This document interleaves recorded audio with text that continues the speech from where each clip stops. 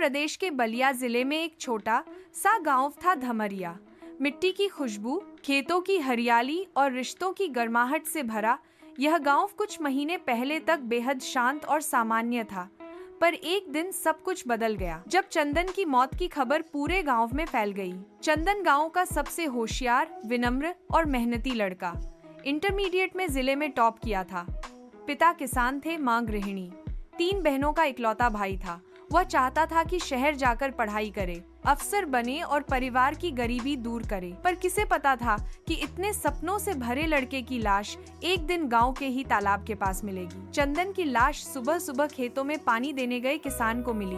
उसके सिर के पीछे गहरी चोट थी, चेहरा पूरी तरह खून से लथपथ था। पास में उसका मोबाइल टूटा पड़ा था। गाँव में कोहराम मच गया। पुलिस आई, लाश को पोस्टमार्टम के लिए ले गई। पहले तो उन्होंने कहा ये आत्महत्या है, शायद लड़का डिप्रेशन में था।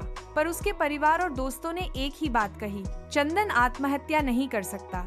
उसने खुद कई बार कहा था कि वह मरने से पहले अपनी बहनों की शादी और माँ बाप का सपना पूरा करेगा। गांव वालों ने पंचायत बुलवाई, धरना किया, लेकिन पुलिस मामले को बंद करने पर तुली रही। चंदन का सबसे करीबी दोस्त था विकास। वही था जो हर जगह चंदन के साथ रहता था। चंदन की मौत के बाद वह पूरी तरह टूट गया था। कई दिनों तक वह किसी से बात नहीं कर पाया। एक दिन उसने चंदन की छोटी बहन सुमन को बुलाया और कहा, मुझे कुछ बताना है, पर वादा करो किसी को नहीं बताओगी।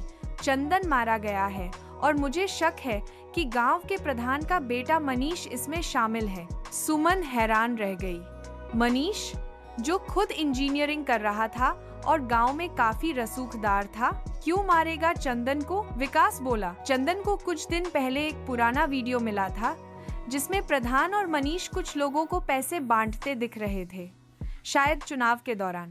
चंदन सोच रहा था कि वह ये वीडियो सोशल मीडिया पर डालेगा, पर मैंने ही उसे मना किया था। सुमन के रोंगटे खड़े हो गए। सुमन और विकास ने मिलकर चंदन के पुराने कमरे की तलाशी ली। वहां एक पुरानी कॉपी मिली जिसे चंदन ने छुपा रखा था। उसके पन्नों पर लिखा था, अगर मुझे कुछ हो जाए तो ये डायरी मेरे परिवार को दे देना। मनीष और उसके पिता अवैध कामों में लिप्त हैं। उनके पास गांव की जमीनें हड़पने की साजिशें हैं। मेरे पास सबूत हैं। शायद मेरी जान को खतरा है। सुमन और विकास को जब चंदन की डायरी मिली तब दोनों काफी डरे हुए थे। उन्हें पता था कि वे जिनके खिलाफ जा रहे हैं वे केवल रसूखदार नहीं बल्कि खतरनाक लोग भी हैं। अगली रात सुमन अपने कमरे में बैठी डायरी के पन्ने दोबारा पढ़ रही थी। तभी खिड़की के पास कुछ आवाज हुई, सरसराहट, फुसफुसाहट। वह डर गई और धीरे से खिड़की के पास पहुंची। एक परछाई बाहर गलियों में घूम रही थी।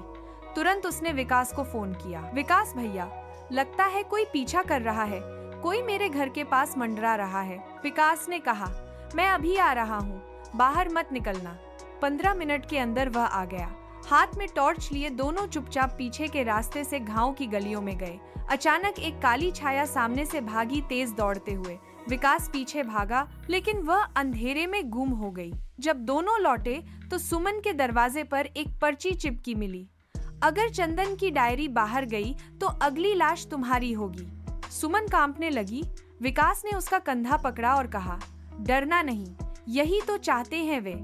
चंदन ने डर को हराया था, अब हमारी बारी है। उस रात सुमन ने अपनी माँ के पास बैठकर चुपचाप चंदन की एक पुरानी जैकेट को पकड़कर रोई। उसे चंदन की आवाज सुनाई दी जैसे कोई कह रहा हो, सच की राह आसान नहीं होती बहन, लेकिन तू डगमगाना नहीं। यह छोटी सी घटना ने उन्हें और मजबूत बना दिया। अगली सुबह दोनों शहर निकल पड़े न्याय की लड़ाई लड़ने, बिना पीछे देखे।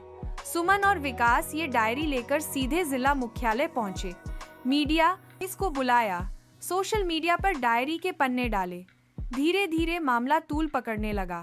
मीडिया का दबाव पड़ा तो उच्च अधिकारियों ने केस दोबारा खोलने का आदेश दिया। सीबीआई को जांच सौंपी गई। चंदन का मोबाइल डेटा रिकवर हुआ और उसमें वह वीडियो भी मिला जिसका जिक्र विकास ने किया था। 6 महीने की जांच के बाद मनीष और 2 अन्य आरोपी गिरफ्तार हुए। उन्होंने अपना अपराध कबूल कर लिया। चंदन की हत्या उसी रात की गई थी जब उसने मनीष को धमकी दी थी कि वह सबूत लीक करेगा। जब चंदन की मां को यह खबर मिली, उन्होंने आसमान की ओर देखा और कहा, बेटा तू नहीं रहा, लेकिन तेरा सच जिंदा है। तेरी जीत हुई है। गांव में चंदन की याद में एक पुस्तकालय बनवाया गया, जहां गरीब बच्चों को मुफ्त में पढ़ाया जाने लगा। हर साल 15 अगस्त को उसकी याद में चंदन स्मृति भाषण प्रतियोगिता होती है। सच को दबाया जा सकता है, पर मिटाया नहीं जा सकता। चंदन की मौत सिर्फ एक हत्या नहीं थी, बल्कि सिस्टम के खिलाफ एक आवाज थी, जो उसकी मौत के बाद भी गूंजती रही।